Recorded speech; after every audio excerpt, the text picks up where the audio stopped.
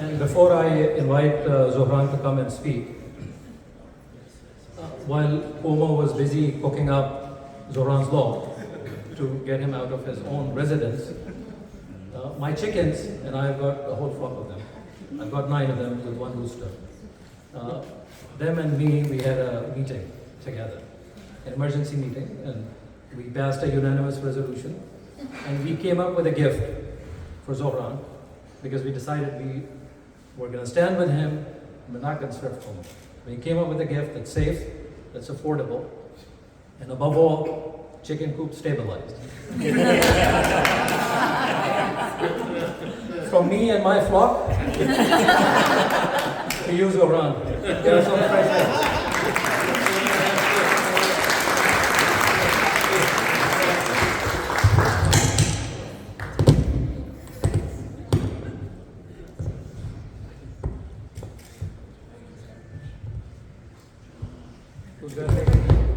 I'll take them.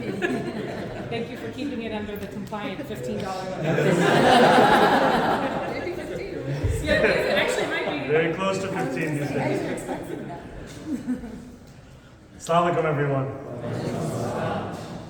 It is a real pleasure to be here. I was going to perform the same song, but now that's done. Thank you, brother. I really appreciated it.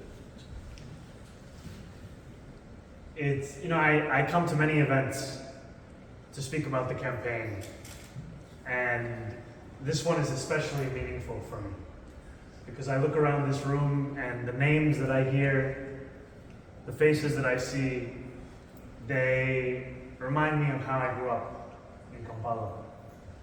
And in many of you, I see my own family. I see my dada, my dadi, my chachu.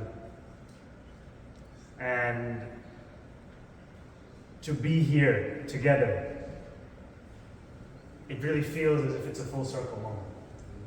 I was born in Kampala. I was born in Zambia Hospital.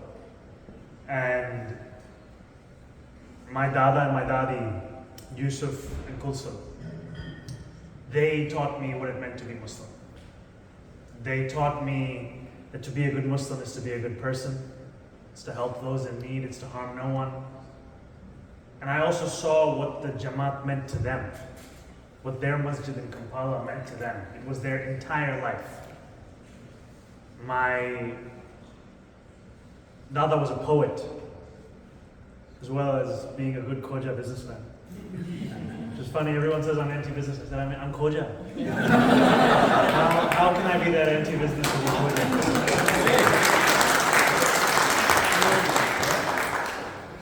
And he wrote a poem titled Bekasur Bankro, The Blameless Bench at the Masjid, the stories it sees, the burden it holds, the weight that it carries. It made me think about our community and all that it holds for us. And I know that in so many of you, there is a similar story to that of my family, of migration. Some chosen, some forced. And I think often about my dada and dadi's migrations. In 1972, they, like many Indian Ugandans, were expelled from Uganda. Given 90 days, got on a bus, became refugees in England. They lived in a refugee camp. They would open the paper, they would see other cities in England advertising in the paper that their cities were full. There were not room for any more Asians to come. And I saw in my dada, who helped to raise me, I thought I saw him as he was. And yet in the stories that I was told, it was clear that I was only seeing a shadow of the man that he once was, and how that expulsion took so much of him. And how he and my dadi would go to Gatwick on weekends and they would watch the planes take off back to Kampala, wishing that they were there, wishing that they were going home. And I think of those stories often because the entire campaign that I've run is a campaign about home. It's a campaign about being able to afford to call a place your home. And that afford, most of the time, it has to do with the money in your pocket. But also, there are times when, because of how you look, your faith, where you come from, you are told you cannot call that place your home. And this is a campaign seeking to address all of those questions. And so to have all of you here, and to have had you with me throughout this journey, it has been immensely meaningful. Because I will tell you honestly that this is a very difficult journey that I am on and that we are on. It is a journey that is at once momentous and of a movement, and at the same time it can be quite lonely. Where you walk into rooms, you walk on streets, and you have people yelling at you that you do not belong, that your vision for this city is alien to it, that there is no space for you. And yet it's in those same moments that I think of all of you being with me. Because it's this kind of a gathering, it's this kind of support, it's the fact that some of us met before I even ran for this seat that allows me to stand on that stage and actually fight back when facing Andrew Cuomo. It's the knowledge that I'm not doing so alone. It's the understanding that when he mispronounces my name again and again and again, it's part of the mispronunciation of so many people's last names. The rejection of a basic dignity of saying your name as it was given to you. It gives me the courage to speak up.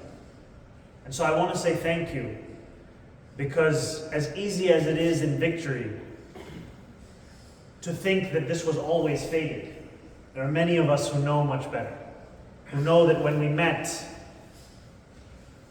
I was polling at about 1%. That was what the Emerson College poll had us at even in the spring of this race. And we went on to win this race by 13 points.